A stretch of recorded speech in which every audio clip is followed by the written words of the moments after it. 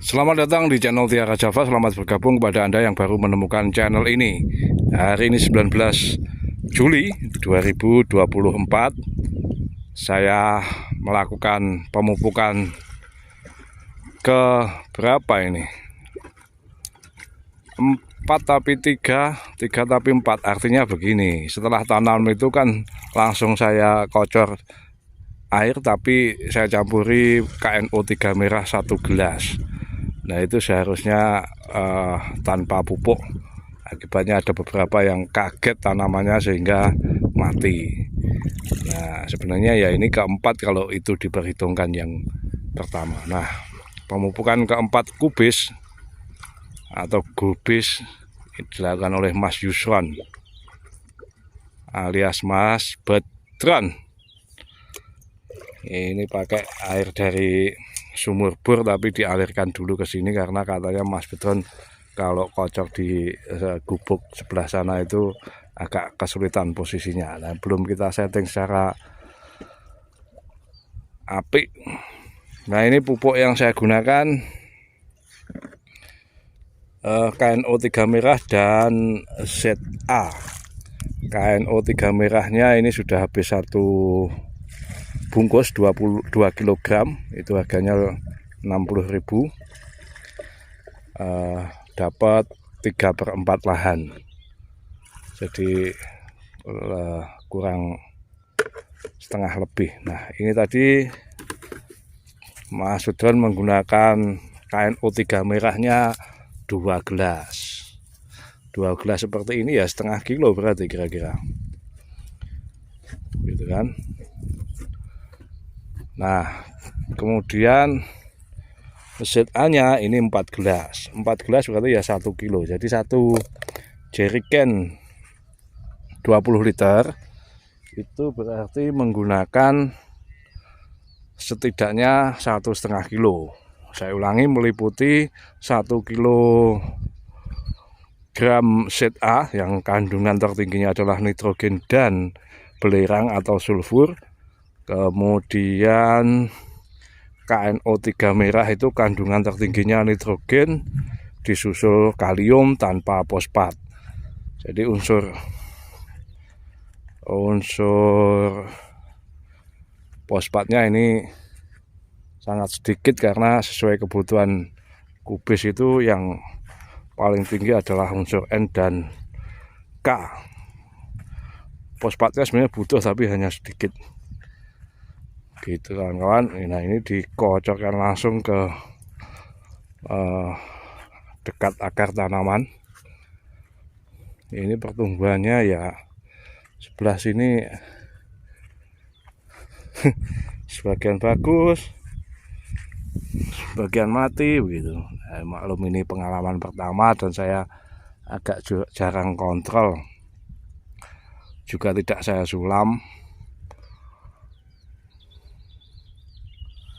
Dua hari sebelumnya ini saya siram air ya, seperti sudah saya upload di video sebelumnya. Ini nggak sama pertumbuhannya, ini sudah daunnya lebar-lebar sejengkal lebih ya, tapi ada juga yang kurang. Nah ini ada yang masih segini, tidak merata. Nah ini saya menduga dampak dari kaget ketika kena pupuk pada masa awal. Jadi setelah tanam itu saya siram, sekali lagi saya siram air, kocor air dan campur pupuk. Pertimbangannya sama-sama menggendong jerigen kok cuma air, tapi ternyata memang idealnya ya cukup air saja lah untuk tahap pertama. Ini bagus. Nah kalau yang sebelah sana yang tanam selisih 6 hari itu kelihatannya perkembangannya serempak. Nah, kita akan lihat lah yang di sebelah sana. Itu Mas Bedron sedang kocor satu demi satu.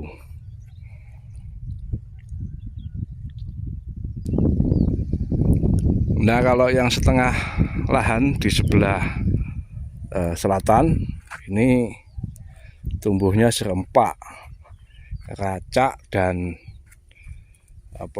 merata gitu. Ya memang belum lebar. Tapi secara umum ini saya bersyukur sebab ya merata, nggak seperti yang tanam awal tadi. Nah, karena di sini setelah tanam itu saya siram tanpa menggunakan pupuk. Jadi digenangi paritnya, kemudian saya siramkan, itu pertumbuhannya bagus. Kalau yang sebelah sana itu memang sebelum tanam sudah saya airi, tapi juga setelah tanam itu saya kocok dengan pupuk meskipun sedikit. Ternyata kalau akarnya belum kontak betul gitu dengan tanah, ya masih kaget. Alhamdulillah. Tanaman kubis, sekali lagi saya ulang, maksud saya ini adalah jeda tanam bawang merah, mengingat harga bawang merah sedang hancur lebur.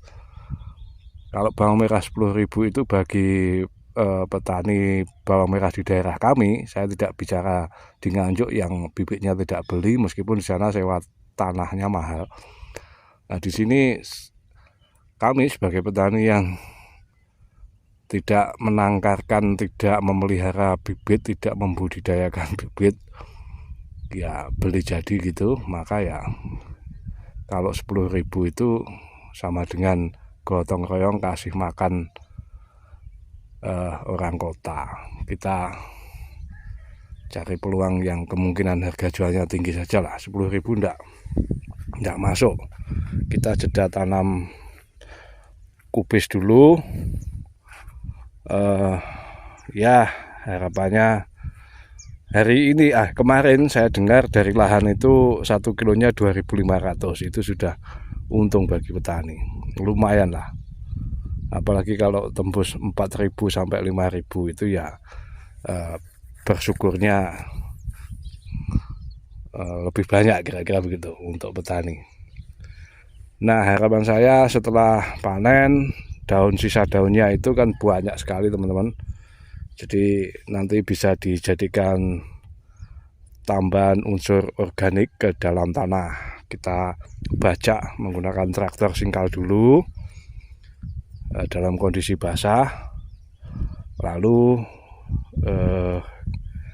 3 atau 4 hari kemudian kita airi lagi supaya awet lembab, cepat membusuk. Kita tambahkan bakteri pengurai, ya mudahnya kalau merek ya E4, kalau itu yang murah ya, yang 20 ribuan. Kalau yang M21 ya 50 sampai 60 ribuan. Kita tambahkan bakteri pengurai bahan organik di dalam tanah.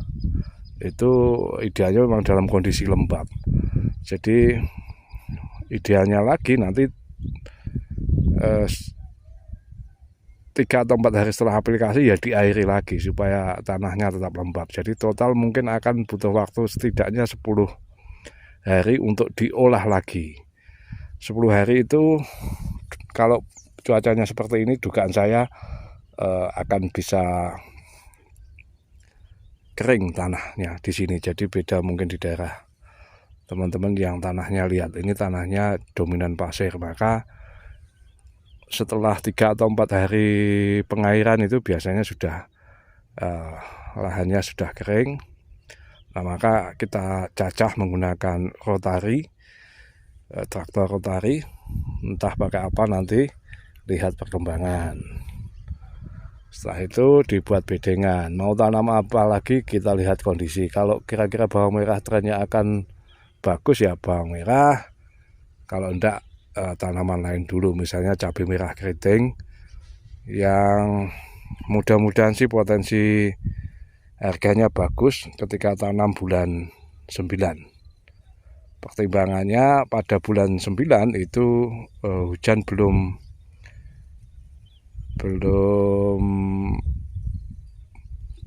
banyak hujan lah, kira-kira begitu. Nah, kemudian petani di dataran tinggi yang mengandalkan tak ada hujan itu belum berani tanam. Sedangkan di dataran rendah itu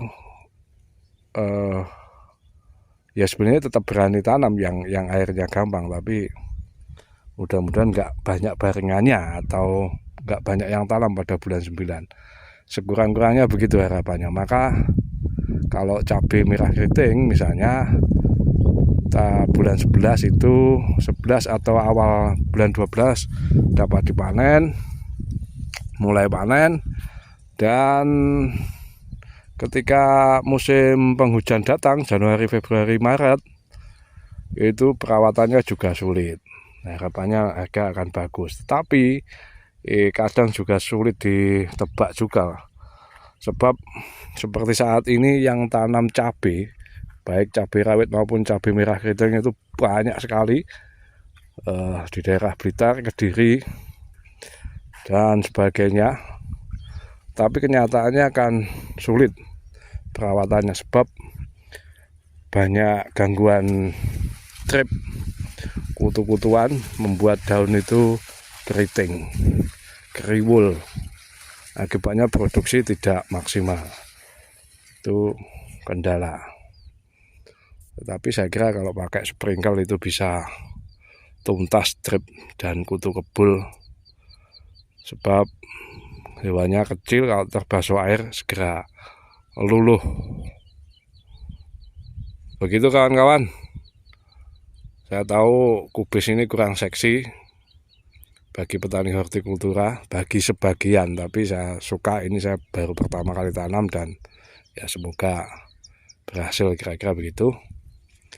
Meskipun di sini sebagian yang sebelah sini sudah ada tanda-tanda kegagalan sebagian. Oke kawan-kawan, demikian. Mohon masukan dan bimbingannya. Saya ucapkan matur sembah nuwun. Salam.